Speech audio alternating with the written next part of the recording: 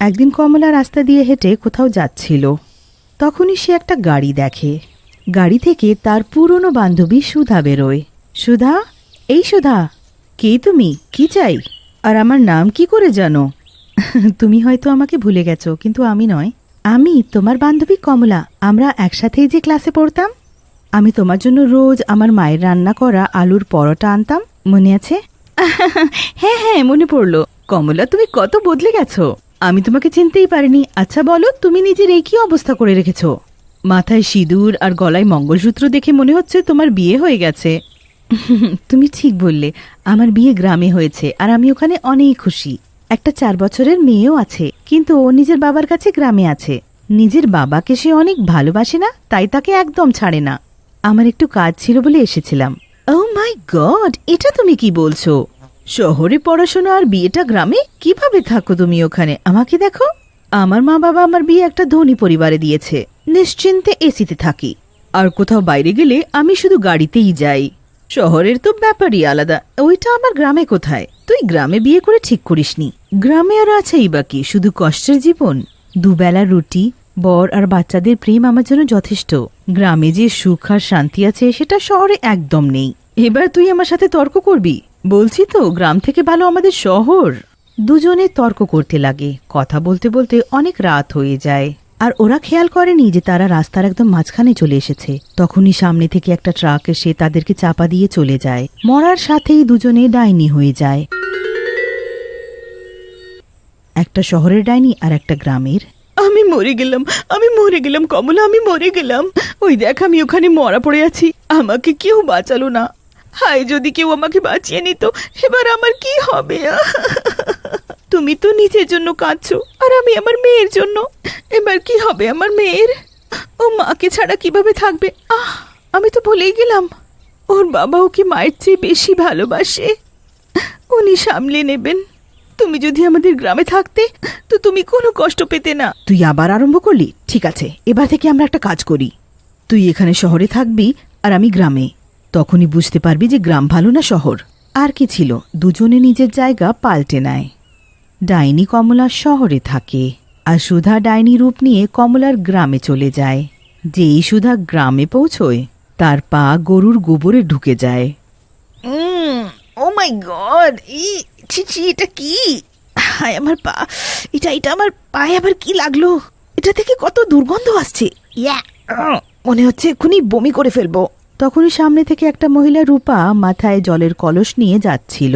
ও ডাইনির পাটাকে গোবরে দেখে হাসতে লাগে। এটা গ্রাম, এখানে প্রতিটি পদক্ষেপে এটাই পাবে।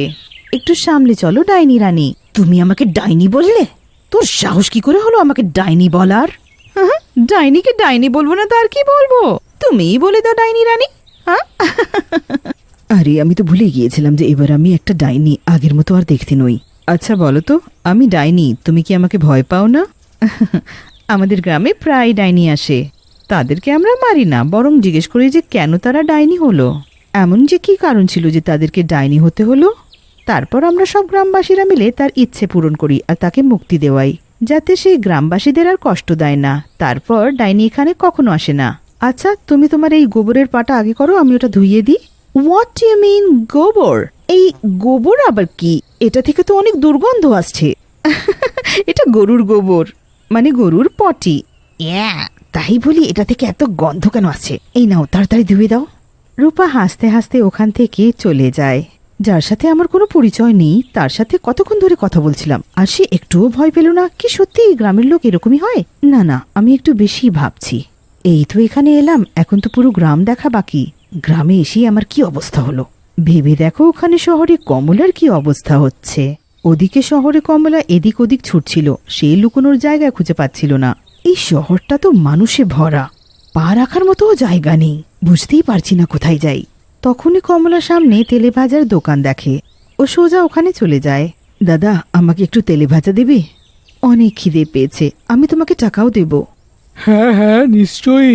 আমিও তো তোমাকে বিনামূল্যে দেব না, না? হ্যাঁ, টাকা তো তোমায় দিতে হবেই। যেই ওই লোকটা মাথা তুলে ডাইনিকে দেখে, তো ওকে দেখে ভয়ে কাঁপতে লাগে। তুমি প্রথমে কেন বললে না যে তুমি একটা ডাইনি? হ্যাঁ, আমি তোমার থেকে টাকাই নিতাম না। হ্যাঁ, তুমি সব সব পকোড়াগুলো খেয়ে নাও। আমাকে ছেড়ে দাও, আমাকে তুমি কিছু করো না। তেলে ভাজা বিক্রি করার লোকটা ওখান থেকে পালিয়ে যায় আর একটা তান্ত্রিককে নিয়ে আসে। ওই ওই ওই যে ওই যে ডাইনি, ও আমার দোকানটায় দখল করে বসেছে। হ্যাঁ বাবা, আপনি একটু মন্ত্রতন্ত্র করে ওকে ভাগিয়ে দিন না। হ্যাঁ, আমি আপনাকে অনেক টাকা দেব, যত চাইবেন তত দেব।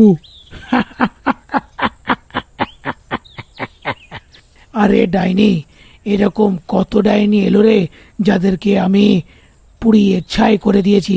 এক্ষুনি দেখ, একে মজা দেখাচ্ছি। তান্ত্রিক থলি থেকে ছাই বার করে আর মন্ত্র পড়ে। না না, এরম করো না, আমি তো কারুর কোনো ক্ষতি করিনি। কোনো কারণ ছাড়াই তোমরা আমাকে কেন কষ্ট দিচ্ছ? এই তান্ত্রিক আমাকে শেষ করুক, তার আগে আমাকে এখান থেকে যেতে হবে। ডাইনি তখনই ওখান থেকে গায়েব হয়ে যায় আর একজনের বাড়ি পৌঁছয়। আমি যদি আর একটুক্ষণ ওখানে থাকতাম তো তান্ত্রিক আমায় মেরেই ফেলতো। কিন্তু আমি এটা কোথায় এলাম? ডাইনি মনোহরের বাড়িতে ছিল। মনোহর যেই ঘুম থেকে ওঠে তার বউ তার জন্য কফি আনে আর মনোহরকে দিয়ে দেয়। ডাইনি চুপি চুপি এটা দেখতে থাকে। ইস, কত নোংরা লোকেরা! হাত মুখ ধুলো না, স্নান করলো না, এইভাবেই বিছানায় খাচ্ছে। আমাদের এখানে তো সবাই উঠে প্রথমে স্নান করে আর তারপর পুজো, তারপর গিয়ে কিছু খায়। আর এখানে দেখো, আমি তো আগে থেকেই শহর পছন্দ করতাম না, এর থেকে তো গ্রাম ভালো।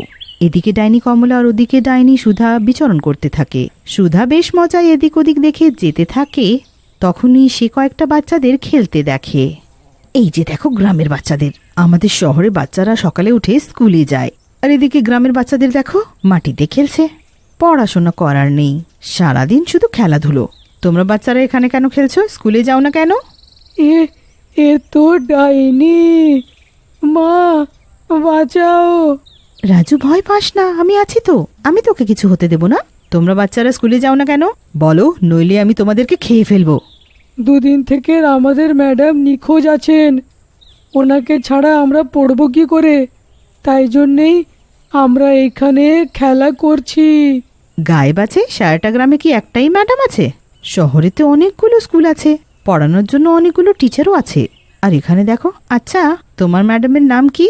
ব্যাস, আর কি ছিল? ম্যাডামের নাম শুনেই ডাইনি অবাক হয়ে যায়। সারাটা শহর ঘোরার পর কমলা হঠাৎ সুধার বাড়িতে পৌঁছয় আর দেওয়ালের উপর তার ছবিটা দেখে অবাক হয়ে যায়। এইটা তো সুধার বাড়ি মনে হয়। হ্যাঁ, নিশ্চয়ই সুধারই বাড়ি। ওর ছবি এখানে আছে তো ওরই ঘর হবে। কিন্তু ঘরে কেউ নেই কেন? তখনই সে ঘরে একটা লোকটাকে আসতে দেখে আর সাথে একটা মহিলাও থাকে। ভালো হয়েছে, আরে ভালোই হয়েছে যে ওই সুধা নিজের থেকেই মরে গেল। ও যতদিন ছিল আমরা তো দেখাই করতে পারছিলাম না। একদম ঠিক বললে গো, ওর মরার পরেই তুমি আমার হলে। ও যদি মারা না যেত তো আমি নিশ্চয়ই ওকে মেরে দিতাম। ডাইনি চুপি চুপি সব দেখতে থাকে। ওদিকে সুধা কমলার নাম শুনতেই বাচ্চাদেরকে তার ঘরের ঠিকানা জিজ্ঞেস করে আর ওখানে যায়। ওখানে তার বর সুভাষ আর মেয়েকে দেখে অবাক হয়ে যায়।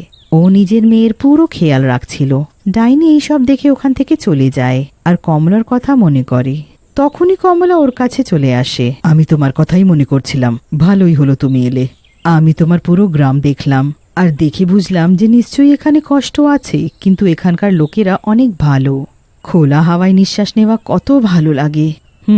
শহরটাও এত খারাপ নয় যতটা আমি ভাবছিলাম। ওখানে স্কুল আছে, সব সুবিধে আছে, কিন্তু লোকেদের চিন্তা ভাবনা অনেক ছোট, আলস করে, সব সময় আরামেই থাকতে চায়। আর হ্যাঁ, একটা কথা তো আমি বলা ভুলে গেলাম। আমি তোমার বাড়ি গিয়েছিলাম। তোমার মৃত্যুর এখন 2 দিনও হয়নি আর তোমার বর অন্য মহিলাকে বিয়ে করলো। সে এবার তোমার বাড়িতেই থাকে। সুধা এই সব শুনে কাঁদতে লাগে। কমলা ওকে সান্ত্বনা দেয়।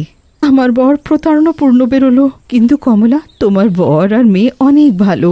তোমার বর নিজের মেয়ের একদম মায়ের মতো খেয়াল রাখে। আর গ্রামের লোকেরা, ওরাও খুব ভালো। গ্রামের খোলা হাওয়ায় নিঃশ্বাস নিয়ে অনেক শান্তি পাচ্ছি।